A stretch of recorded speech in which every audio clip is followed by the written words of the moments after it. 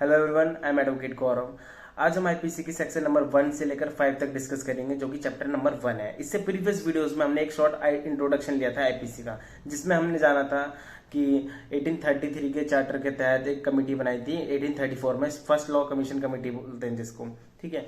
उसको हमने जाना था अच्छे से। उसके चेयरमैन कौन थे? लॉर्ड मैकुले थे, जो कि फादर ऑफ आईपीसी भी होते हैं। 1860 में ये इनैक्टमेंट डेट थी, 1 जनवरी 1862 में ये कमेंसमेंट डेट थी, ठीक है, आईपीसी की।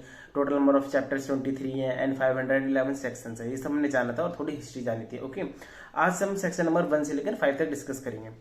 सेक्शन नंबर 1 देखते हैं। बेयर एक्ट निकाल लीजिए आप सब अपना।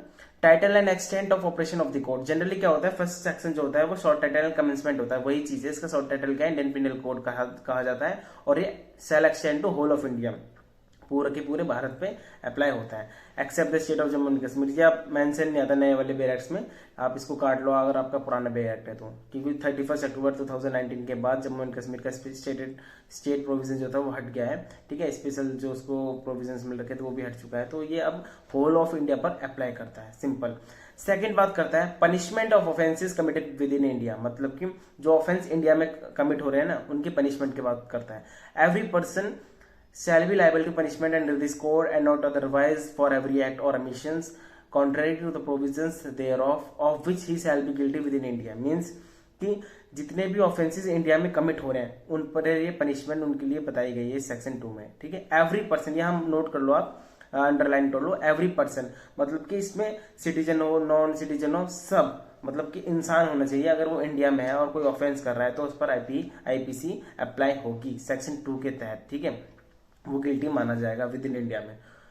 एंड सेक्शन नंबर 3, देखो फर्स्ट और 2 तो कुछ नहीं, टाइटल एंड एक्सटेंट ऑफ इसको आईपीसी बोला जाता है और यह होल ऑफ इंडिया होता है सेक्शन नंबर 1। सेक्शन 2 बोलता है कि punishment offences committed within India, जो पर्सन ऑफेंस कर रहा है विद इन इंडिया में तो वो उस पर पनिशमेंट लागू होगी, इस पर वो इस एक्ट के अंदर गिल्टी पाया जाएगा।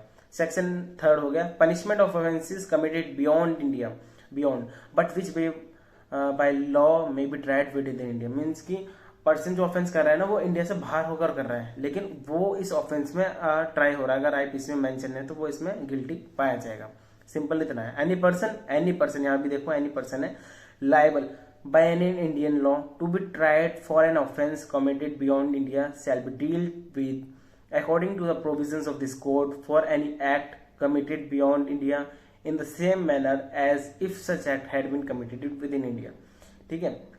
जो बियॉन्ड इंडिया से बाहर जाकर कर रहा है, ठीक है, एनी पर्सन, वो लायबल होगा आईपीसी में, as simple. Okay, section number 4 extension of code to extra territorial offences.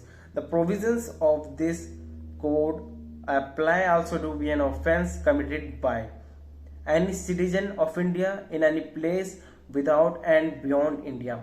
Any citizen of India, यहाँ देखो सिटीजन को अंडरलाइन कर लो। ये देखो पॉइंट्स जो है ना बहुत इंपॉर्टेंट प्ले करते हैं कि आपकी इसमें सेक्शन 2 में एनी पर्सन की बात करा गया है या एनी सिटीजन की बात करा गया है, ठीक है। वहाँ एनी पर्सन की बात करा गया है सेक्शन 2 में। एवरी पर्सन मतलब कि नॉन सिटीजन या सिटीजन दोनों की बात करा तो एवरी पर्सन मान लो उसको, एवरी पर्सन। और थर्ड में भी देखो एनी पर्सन की बात करता है। तो जो सेक्शन 4 है इसमें सिर्फ फर्स्ट इसका क्लॉज जो है ना वो एनी सिटीजन की बात कर रहा है कि any citizen of India in any place without and in beyond India. अगर मैं देखो इंडियन सिटीजन हूँ, मतलब अगर हूँ क्या, मैं हूँ, अगर मैं इंडिया से बाहर जाकर किसी पाकिस्तान, अफगानिस्तान, यूरोपियन कंट्रीज में किसी कोई ऑफेंस, कोई क्राइम करता हूँ जो आईपीसी में गवर्न है, आईपीसी में पनिशमेंट है, तो मैं लायबल हूँ उसमें, ठीक है। सेकेंड बात करता है any person on any ship और aircraft registered in India where it में भी। देखो इंडिया का कोई एयरक्राफ्ट है या सिटीजन है, वो एयरक्राफ्ट है या आप बोल सकते हो कि कोई शिप है, ठीक है, एयरक्राफ्ट है या शिप है, अगर वो इंडिया रजिस्टर्ड है, ठीक है, रजिस्ट्रेशन जो उसका एयरक्राफ्ट का और शिप का वो इंडिया में रजिस्टर्ड और चला गया ऑस्ट्रेलिया चला गया, और वहां जाकर कोई भी पर्सन उस शिप पर या एयरक्राफ्ट पर कोई ऑफेंस करता है ना तो वो भी आईपीसी में ही पनिशमेंट है।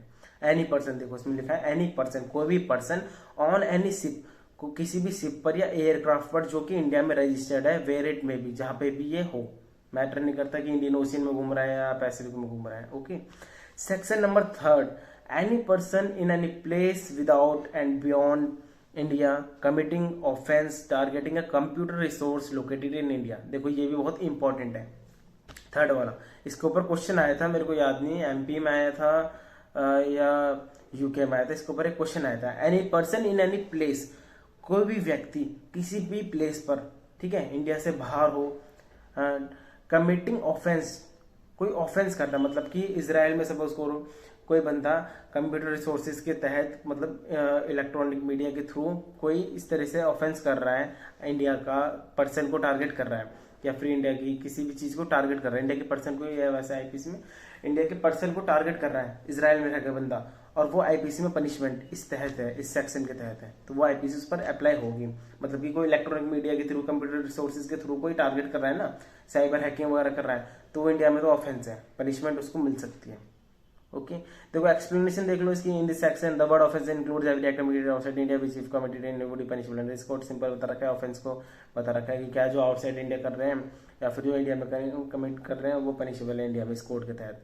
कंप्यूटर रिसोर्स की बता रखा है, the expressions computer resource shall have the meaning assigned to it in clause K of section IT, जो एक्ट में कंप्यूटर रिसोर्स के बारे में डेफिनेशन बताई ना, वो इसमें लागू होती है। कंप्यूटर रिसोर्सेज देखो, आप इसको इंटरप्रेट करोगे तो बहुत बड़ा वो हो जाएगा। आप लैपटॉप से करोगे तो आप इसको थोड़ी बोलोगे नहीं मतलब लैपटॉप से करा है, आपने तो कंप्यूटर रिसोर्सेज का है, तो ये बहुत बड़ी टर्म है, आईटी एक्ट में बता रखी है इसको।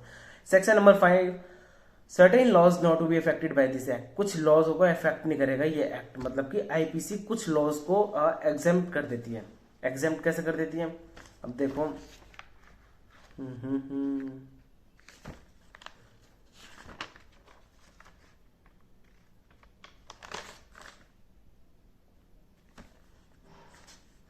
देखो, nothing in this act shall affect the provisions of in act for punishing mutiny and desertion of officers, soldiers, sailors और airman in the service of the government of India और the provisions of any special और local law. देखो, किसी particular subject पर special law बनाया हुआ है, कोई लोकल लॉ बना हुआ है, तो वहां वो अप्लाई होगा, क्योंकि वो बना ही इस पर्पज से है कि वो आईपीसी उस पर लागू ना हो या फिर कोई और एक्ट लागू ना हो, जो वहां का स्पेशल और लोकल लॉ है ना वो अप्लाई होगा। इसमें बता रखा है किसी पर्टिकुलर सब्जेक्ट पर अगर बना रखा है तो उन पर वो अप्लाई हुआ। एयरमैन हो या कोई सेलर हो, एयरमैन हो, सोल्जर हो, आपने देखा होगा इनके अलग एक्ट बन रहते हैं, ठीक है, मार्शल कोर्ट मार्शल जिसे बोलते हैं वो रहता है इनके ऊपर, तो ये इन पे आईपीसी नहीं एप्लीकेबल होती। और भी बहुत सारे पर्सन है, गवर्नर, प्रेसिडेंट, डिप्लोमेट्स, ठीक है, इन पर ये आईपीसी अप्लाई नहीं होगी, क्योंकि ये अलग ही बॉडी के अंदर, अलग ही एक्ट के अंदर ये है, आईपीसी इनको लागू नहीं होती है। आपने देखा किसी को सीधा जाकर किसी डिप्लोमेट को या प्रेसिडेंट को कैद कर लिया, इंडिया के नहीं बाहर के भी कोई प्रेसिडेंट आया ऑफेंस कर रहा है उसको जेल में बंद कर लिया, ऐसा नहीं करते हैं डिप्लोमेट्स। किसी को सॉवरेन पर्सन जो होते हैं उनको, और एयरमैन को, सोल्जर्स को, इनको थोड़ा एग्जेम्प्ट करा गया आईपीसी के तहत, लेकिन ये किसी और कोर्ट मार्शल के लॉ एक्ट में या फिर कोई और एक्ट में जो स्पेशल और लोकल बना रखे हैं उसके तहत ही लायबल है। अब ये नहीं कि भाई मैं एयरमैन हूँ, सोल्जर हूँ, मैं कोई भी ऑफेंस करूंगा, नहीं, इक्वल है ना, लॉ में सब इक्वल है, तो इस एक्ट के तहत नहीं कर रहे, थोड़ा स्पेशल दे रखा है उनको कि उनकी, ताकि जो ड्यूटी है वो फुलफिल करने में उन्हें प्रॉब्लम ना हो, क्योंकि कोर्ट मार्शल जो होते हैं ना वो स्पीडी होते हैं, ताकि उनकी ड्यूटी को भी इतना दिक्कत ना हो, ठीक है। सोल्जर्स और एयरमैन वगैरह अगर ऐसे ट्राई करने लगे हैं तो दिक्कत हो जाएगी। तो देखो, हमने चैप्टर 1 बात करी, चैप्टर 1 में 5 सेक्शन है, ठीक है, total number of 23 section chapters हैं एंड 511 सेक्शन है आईपीसी में, जिसमें से हमने चैप्टर 1 कवर कर लिया। चैप्टर 1 बहुत छोटा सा है, सेक्शन 1 to लेकर 5 तक है। फर्स्ट बता दिए short title action and commencement, बस आप इतना याद रखो, इंडियन पेनल कोड बोलते हैं इसको, और ये होल ऑफ इंडिया पर अप्लाई करता है। सेक्शन 2 बताया कि जो ऑफेंसेस कमिटेड हो रहे हैं इंडिया में उस पर आईपीसी अप्लाई होती है। 3rd बता दिया कि बियॉन्ड इंडिया कर रहे हैं तो उन पर बता दिए। 4 बता दिया एक्स्ट्रा टेरिटोरियल, बता दिया कि आप कोई भी सिटीजन बाहर जाकर कमिट कर रहा है क्राइम उसके बारे में बता दिया, कोई पर्सन कमिट कर रहा है उसके बारे में बता दिया, कोई फॉरेनर है, कोई नॉन सिटीजन भी एनी पर्सन अगर वो टारगेट कर रहे हैं कंप्यूटर रिसोर्सेज के थ्रू इंडियन सिटीजन को, इंडियन पर्सन को, तो वो लायबल है। 5 बता दिया कि स्पेशल लॉ और लोकल लॉ पर अप्लाई नहीं होगा, और जो एयरमैन, सोल्जर्स इन सब पर है इन पर एग्जेम्प्ट करा गया है, इनको एग्जम्पशन दिए गए हैं, ठीक है। तो ये हमारी चैप्टर 1 कवर हो गया है इसमें, section number 1 to 5। Next video में बात करेंगे चैप्टर नंबर 2 जनरल एक्सप्लेनेशन। ये बहुत इंपॉर्टेंट है, देखो जनरल एक्सप्लेनेशन, इसकी वीडियो हम नेक्स्ट बनाएंगे। Okay, that's it for now. If you like the video please subscribe my channel. Thank you for watching. जय हिंद।